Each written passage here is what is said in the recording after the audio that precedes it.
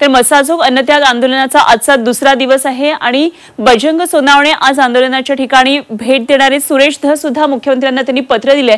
त्यामुळे आमचे प्रतिनिधी ज्ञानेश्वर पतंगे यांच्याकडून आपण माहिती जाणून घेणार आहोत आज मसाजोग मधल्या वातावरणासंदर्भातली। आणि त्याचबरोबर महत्त्वाची दुसरी बातमी ती म्हणजे कोल्हापूरला शक्तीपीठ महामार्गामध्ये आता वगळला जाण्याची शक्यता आहे। कोल्हापूरला वळसा घालून शक्तीपीठ महामार्ग पुढे नेण्याचा MSRD सध्या विचार करते आणि या संदर्भातली प्रतिक्रिया नेमक्या कोल्हापूरकरांच्या काय आहेत या निमित्ताने कोल्हापूरमध्ये काय वातावरण आहे जाणून घेणार आहोत। आमचे प्रतिनिधी प्रताप नाईक कोल्हापूरमधून आपल्या बरोबर जोडले गेलेत। आता सविस्तर बातम्यांची सुरुवात करूया बीड मधल्या महत्त्वाच्या बातमीने। मसाजोग अन्नत्याग आंदोलन आता सुरू झालेलं आहे आणि आज या आंदोलनाचा दुसरा दिवस आहे। देशमुख हत्या प्रकरणामध्ये न्यायाच्या मागणीसाठी हे आंदोलन सुरू करण्यात आले आणि विशेष म्हणजे यामध्ये महिलांचा सुद्धा उत्स्फूर्तपणे सहभाग पाहायला मिळतो आहे। बीडचे खासदार बजरंग सोनावणे आज या आंदोलनाला भेट देणार आहेत। मसाजोगच्या ग्रामस्थांची देशमुख कुटुंबियांची ते निश्चित भेट घेतील। आंदोलनाचा आजचा दुसरा दिवस आहे। तर या संतोष देशमुख यांच्या हत्या प्रकरणात न्यायासाठी सुरू असलेल्या मसाजोगच्या ग्रामस्थांचा अन्नत्याग आंदोलन सुरू आहे आणि देशमुख कुटुंबियांसह ग्रामस्थ कालपासून अन्नत्याग आंदोलनावर बसलेले आहेत। महिलांचा मोठा सहभाग आहे। तर बीडचे खासदार बजरंग सोनावणे आज भेट देतील। सरकारने आज जर मागण्या मान्य केल्या नाही तर उद्यापासून आंदोलक पाणी सुद्धा घेणार नाहीत असं त्यांनी ठरवलंय। त्यामुळे शासनाच्या वतीने आंदोलनावर तोडगा काढण्यासाठी कोणी मसाजोगमध्ये चर्चेसाठी येतंय का याकडे लक्ष असेल।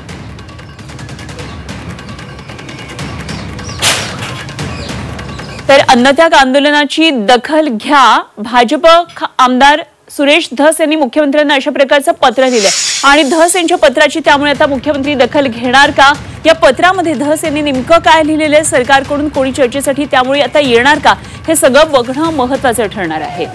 तर देशमुख हत्या प्रकरणात न्यायासाठी सुरू असलेल्या आंदोलनाची दखल घ्यावी असं पत्र भाजपचे आमदार सुरेश धस यांनी मुख्यमंत्री देवेंद्र फडणवीस यांना दिलंय। तर ग्रामस्थांनी केलेल्या मागण्यांचा या पत्रामध्ये उल्लेख आहे आणि आंदोलनाचा आजचा हा दुसरा दिवस आहे तेव्हा धस यांच्या या पत्राची दखल घेऊन शासनाकडून कोणी चर्चेसाठी येतं आहे का हे पाहावं लागणार आहे। तर अन्नत्याग आंदोलनाची दखल घ्यावी अशी मागणी स्वतः सुरेश धस यांनी केली आणि पत्र त्यांनी दिलेलं आहे मुख्यमंत्र्यांना। तर सरपंच संतोष देशमुख हत्या प्रकरणातला आरोपी कृष्णा आंधळे अजूनही फरार आहे आणि त्या देशमुखांच्या हत्येला तर 77 दिवस पूर्ण झालेत मात्र तरीही आंधळे पोलिसांना अजूनही सापडलेला नाहीये। पोलिसांनी बक्षीस सुद्धा जाहीर केलेलं आहे। CIDची पथकं पोलिसांची पथकं देशभर त्याचा शोध घेत आहेत। बीड पोलिसांनी त्याला फरार घोषित केलेला आहे तर त्याची माहिती देणाऱ्याला बक्षीस जाहीर केलंय तरीही आंधळेचा अजूनही पोलिसांना पत्ता लागलेला नाहीये।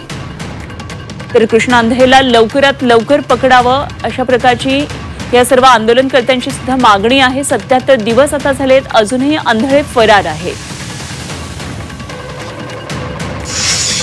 तर बीडमधून आज या महत्त्वाच्या घडामोडी आहेत। मसाजोग मधल्या ग्रामस्थांचं आंदोलन देशमुख कुटुंबियांचं हे अन्नत्याग आंदोलन आणि त्यासाठी तिथे असलेल्या सर्व ग्रामस्थांचा महिलांचा उत्स्फूर्त प्रतिसाद या आंदोलनाला मिळतोय।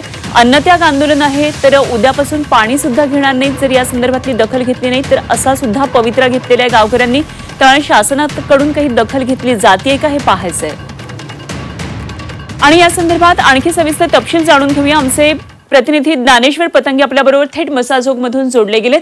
ज्ञानेश्वर मसाजोग मधल्या ग्रामस्थांच्या देशमुख कुटुंबांच्या या अन्नत्याग आंदोलनाकडे खरं तर संपूर्ण महाराष्ट्राचं लक्ष आहे मात्र अजूनही शासनाकडून काही दखल घेतली गेलेली दिसत नाही कारण सुरेश धसांना शेवटी मुख्यमंत्र्यांना पत्र पाठवावं लागले दखल घेण्यासाठी। काय नेमके अपडेट्स आहेत?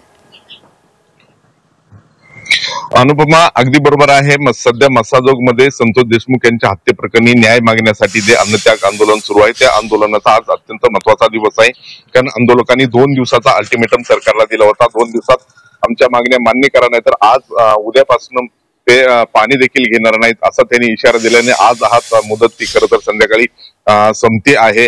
काल ह्या आंदोलनाला सुरुवात झाली। गावकऱ्यांमध्ये प्रामुख्याने महिला या आंदोलनामध्ये मोठ्या प्रमाणात सुरू झाले। सुरुवातीपासूनच संतोष देशमुख या हत्याकांडाची सुरुवात ज्या तपासाची ज्या पद्धतीने झाली ज्या दिवशी संतोष देशमुख यांचं अपहरण होऊन खून झाला त्या दिवसापासून खरं तर हे आंदोलन सुरू आहे। सुरुवातीला त्यांना आरोपींना अटक करा गुन्हा दाखल करा याच्यासाठी आंदोलन करावं लागलं। त्या आंदोलन झाल्यानंतर कुठेतरी गुन्हा दाखल झाला त्यानंतर वाल्मिक कराड याच्यावर मकोका लावा आणि त्याला अटक करा ह्याच्यासाठी आंदोलन झाले। SIT नेमा ह्याच्यासाठी म्हणजे प्रत्येक वेळेस त्या ग्रामस्थांना आंदोलन करावे लागले आणि आता ज्या उर्वरित आरोपींना अटक करा आणि हा जो खटला आहे तो फास्टॅग कोर्टात चालवावा आणि या संबंधात जे सह आरोपी आहेत त्यांच्यावर मकोका लावून त्यांना अटक करा, ह्या मागण्यासाठी खरं तर हे आंदोलन सुरू आहे आणि सरकार मात्र या आंदोलनाची दखल घेत नाही असं दिसतंय. काल मोठ्या संख्येनं गावकरी आणि महिला त्या ठिकाणी जमल्याचं मात्र सरकारचा कोणताही प्रतिनिधी त्या ठिकाणी उपस्थित झाला नाही. काल मनोज जरांगे पाटील त्या ठिकाणी आले होते आणि त्यांनी गावकऱ्यांना संबोधित केलं, ते आंदोलनात सहभागी झाले होते. त्यावेळी त्यांनी सरकारवर सडकून टीका केली. त्यांनी खरं तर सुरेश धस यांच्यावर नाव न घेता टीका केली आणि त्यानंतर कुठंतरी काल सुरेश धस यांनी मुख्यमंत्र्यांना पत्र लिहून ह्या आंदोलनाची दखल घ्या अशी विनंती केली. त्यामध्ये गावकऱ्यांच्या ज्या मागण्या आहेत त्या मागण्यांचं निवेदन देखील सुरेश धस यांनी मुख्यमंत्र्यांना दिलेलं आहे. आता मुख्यमंत्री किंवा सरकार ह्या निवेदनाकडे ह्या आंदोलनाकडे कसं बघतं हे पाहावं लागेल आणि आजचा दिवस सरकारसाठी ह्या आंदोलकांसाठी अत्यंत महत्वाचा आहे. आज जर या आंदोलनाची दखल घेतली नाही तर उद्यापासून हे आंदोलन आणखी तीव्र होईल अशी परिस्थिती आहे. अगदी, त्यामुळे आजचा दिवस हा खरं तर निर्णायकी दिवस ठरावा अशी अपेक्षा आहे. अर्थातच सरकार कशी दखल घेते त्यावर हे सगळं अवलंबून आहे. ज्ञानेश्वर, धन्यवाद दिलेले सगळ्या सविस्तर माहितीसाठी आणि जरूर या सर्व घडामोडींवर लक्ष ठेवा.